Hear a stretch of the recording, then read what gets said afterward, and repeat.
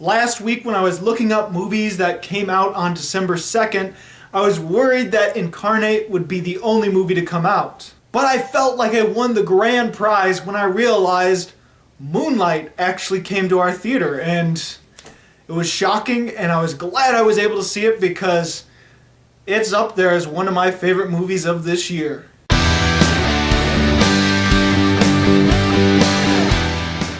So, what is Moonlight about? Well, you can think of it in terms of boyhood, in a way, and maybe throw in a little bit of Steve Jobs because it is in three specific parts, three specific points in this character's life. So like Steve Jobs, it's kind of like three small stories in one narrative. But in this coming-of-age story, it's about a black boy who is in this really terrible side of Miami. He's living with a single mother who's an addict, and through this story, he discovers he's gay as well. And so with Moonlight, you get three specific moments in his life. His more younger, probably grade school, younger than 10 years old, I would imagine.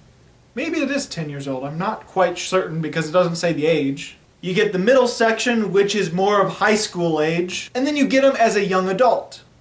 And that's really the main gist of this movie. It's about this kid living up in a terrible environment, living with an addict mother, dealing with a lot of bullies and a lot of abuse, and he has to discover himself as a person.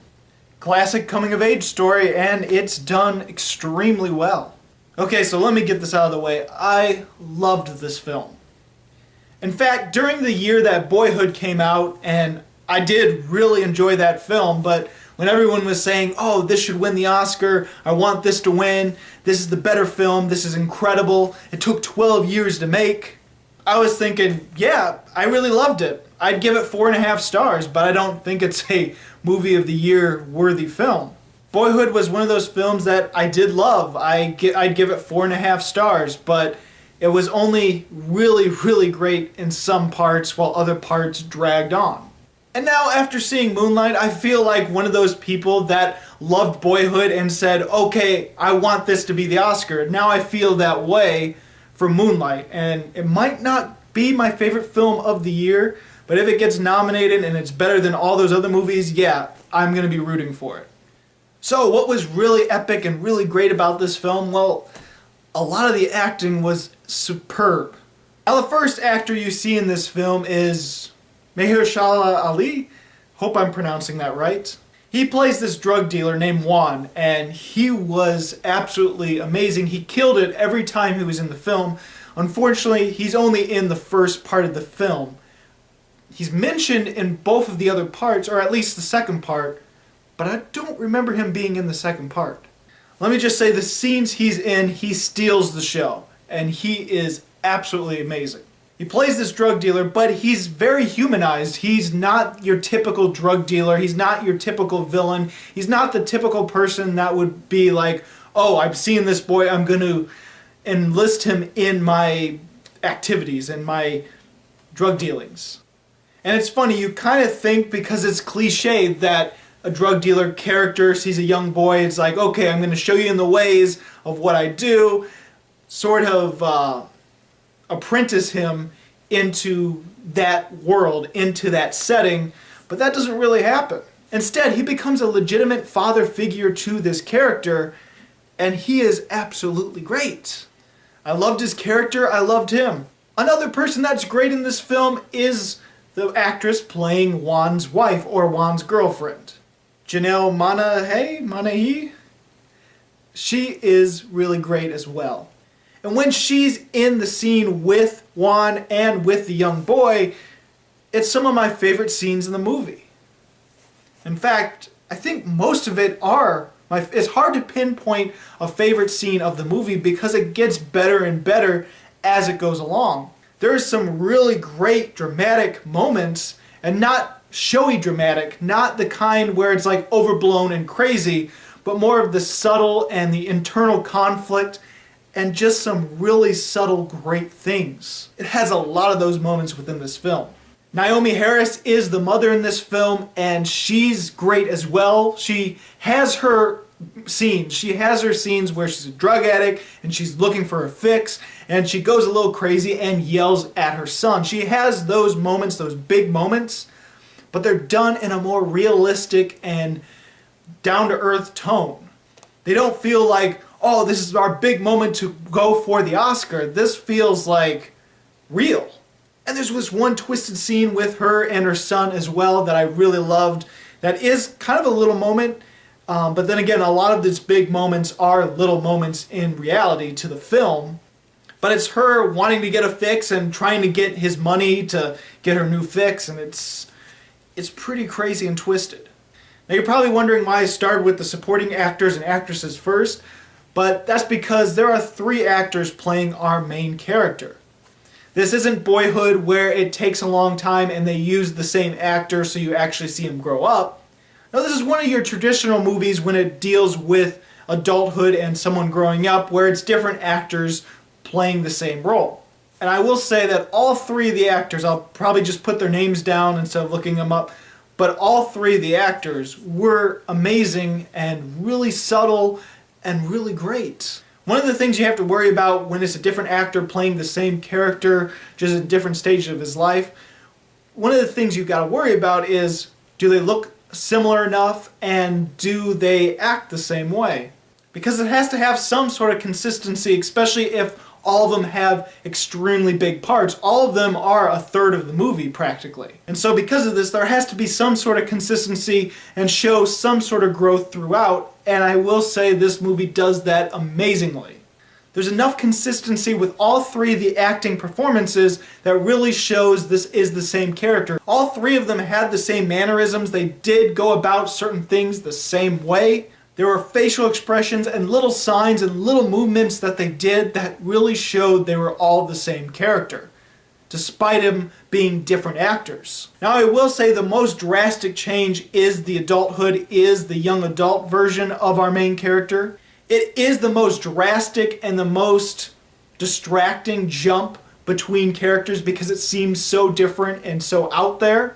Mainly because in the adolescent years he's really skinny and tall, and in the young adulthood he's this big muscle-bound guy. But then when he gets to see a childhood friend for the first time in years, he resorts back to his shy, reserved nature and some of the same mannerisms he had.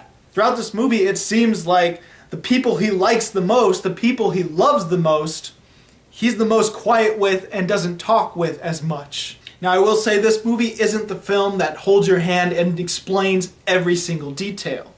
In fact, it's very subtle and very minimalistic. Very minimalistic the same way Glassland was, but Glassland had more of its big, showy moments, its big, dramatic moments where people are yelling and getting really sad as well. So if you're not a fan of subtle, slower movies, or even movies that are just, they don't hold your hand, they don't explain a lot, there's a lot of things that are left up to the audience, then you're going to have a really hard time with Moonlight. I'm going to warn you there. Just want to help you to try to understand what kind of film you're getting into if you decide to see it. In fact, whenever it jumps to the next point of his life, whenever it jumps to another age of the character, it doesn't tell you what happened in between those time frames. And so sometimes they feel like big jumps and you're wondering, well, what happened? How did he get to this point? And how did he get to this point in life? Especially when it jumps from the adolescent years to the young adult years. And some people might say there's no explanation, there's nothing to give us any sort of reference. There is nothing there, and it is just a complete jump and full of plot holes. I will have to completely disagree with that. This movie does give you enough information to really piece together what might have happened, and a lot of it is left up to the audience's interpretation to it, but I think most people can still come to the same conclusions and realize just how he got to these different points of his life. It feels like you're missing a lot of dramatic moments that lead up to all these different character arcs, but in a way it's minimalistic to the point where it shows you just what you need to know to understand how it gets there, and it's more about the change of the characters rather than the journey to that change itself. Personally, I loved it, and it feels like the filmmakers trusted the audience to be able to figure it out themselves. I loved the names of each section of the film because each section of the film is titled the main character's nickname or name. The first third of the movie is called Little, and everyone called our main character Little. It was his nickname, and it was meant as an insult because he's small and a weak child in everyone else's eyes. The adolescent years, people call him by his real name, Chiron. And so that was the title of the second third of the film. And then the final third of the film, he's called Black, which is his childhood friend's nickname for him. And I'm sure there's different interpretations to why that is in this movie, but for me it feels like in life we are given nicknames. Sometimes our parents give us a nickname. In our adolescent years we want to be our real name, and we might get a nickname later on. And that kind of happened with me. During my childhood I had a nickname because I was just called by my initials because I was a junior. Otherwise we wouldn't know who's talking to who between me and my dad. And when high school came around, I wanted to be called by my real name. I wanted to be considered my real name because that's what my name is, and so that was kind of like with me too. Again, I'm sure there's different interpretations, especially when this movie deals with figuring out who you are as a person. There's a little lesson that our main character gets from Juan at the beginning of the film of people giving you nicknames, saying who you are, but you really need to decide who you are yourself. And so those names he's given through life are the different interpretations of how he feels about during his different stages of life and who he is during his different stages, as he tries to discover who he is for himself. In that same sense, I think it was actually genius to have them as different actors rather than try to go the whole boyhood route and try to show a character grow up, because in a way they are different characters. They have the same mannerisms, they are the same character per se, but they're playing a different persona and a different point in his life. And so the actors really fit what he was supposed to be. And for those who hate the fact that it's different actors in different stages of his life, especially if they feel none of them look enough alike, well, that might be the whole point. Again, it's up for interpretation, but I feel it was perfect for having different people and different enough where they fit the different personas, the different personalities he goes through in life. There are so many great moments in this, so many moments that are subtle and full of internal conflict, and if you put yourself in the shoes of the character, it is pretty groundbreaking. If you can get really emotional, even if you're not technically in the same situations that these characters are, if you're not gay, if you're not black, if you're not from an urban, a very bad neighborhood, this movie handles it with such maturity that you can put yourself in the shoes of the character and it gets emotional.